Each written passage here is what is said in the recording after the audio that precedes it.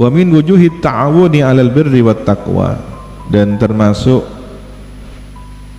saling tolong menolong atas dasar kebaikan dan ketakwaan, musa'adatul makfufin, membantu orang yang tidak melihat, buta, makfuf, buta, tunanetra. Faman sa'ada makfufan bi qiyadatihi au uburihi, maka siapa yang membantu orang buta, tunanetra, dengan membimbingnya, au uburihi, atau menyeberangkan jalan untuknya, au fi amri min umurihi, atau membantunya dalam urusan dari beberapa urusannya, ya mungkin makan, minum, dan kebutuhan lain yang dia harus dibantu. Allati turdillaha, yang semua itu turdillaha, membuat ridho Allah. Allah ridho, Allah senang, subhanahu wa ta'ala. Faqad a'anahu, maka sungguh dia telah menolongnya, alal birri wat taqwa, berdasarkan atas kebaikan dan ketakwaan. Saya pernah bertugas di panti tunanetra. Jadi di satu panti itu lembaga pemerintah ya. Para tunanetra dididik, pendidikan pelatihan menjahit, pelatihan kerajinan tangan, termasuk pijat urat ya. Subhanallah, tidak sama ketika Al-Fakir ilallah ditugaskan mengajar di kampus, di masjid, di beberapa tempat ya, dengan orang yang normal.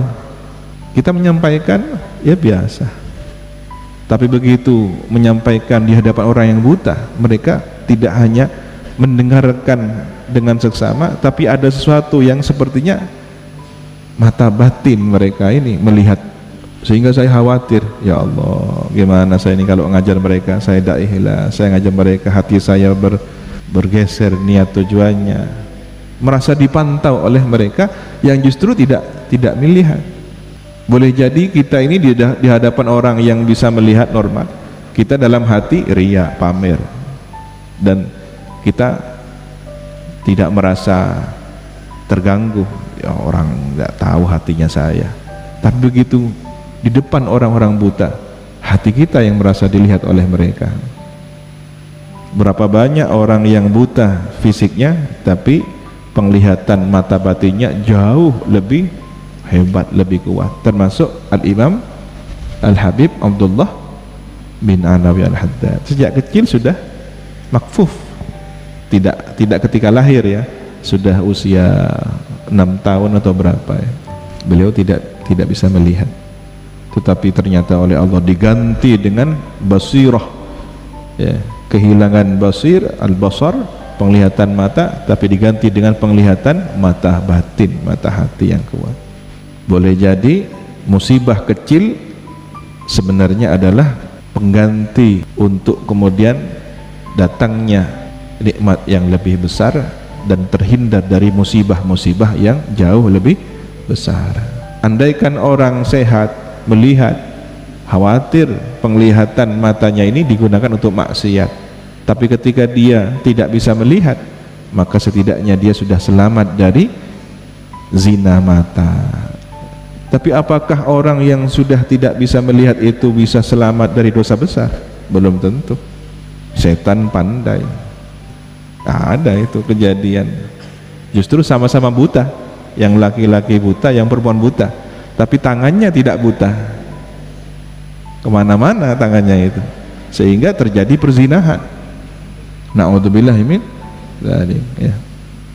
Ini sudah dibutakan oleh Allah. Kalau kemudian masih berzina, apa enggak buta 2 kali? Buta mata zahirnya, buta mata hatinya karena melakukan kemaksiatan. Na'udzubillahi min dzalik. Meriwayatkan Imam Al-Baihaqi dengan sanad hadis yang dhaif dari Sayyidina Abdullah bin Umar radhiyallahu anhu. Qala, beliau berkata, qala Rasulullah sallallahu alaihi wasallam, telah bersabda baginda Rasulullah sallallahu alaihi wasallam, man qada a'ma 40 khatwatan, siapa yang menuntun orang buta 40 langkah, wajabat lahul jannah, pasti baginya surga. Subhanallah, 40 langkah menuntun orang buta, wajabat lahul jannah, pasti dia memperoleh surga Allah. Wa fi riwayatin, dan dalam riwayat yang lain, mangqada makfufan, siapa yang menuntun orang buta tunanetra arba'ina khatwatan, 40 langkah, ghufira lahu ma taqaddama min dzambihi, diampuni untuknya dosa yang terdahulu dari dosanya. Jadi semua dosa-dosa kesalahan yang terdahulu diampuni berkat mengantarkan, menuntun orang yang makfuf tunanetra, buta.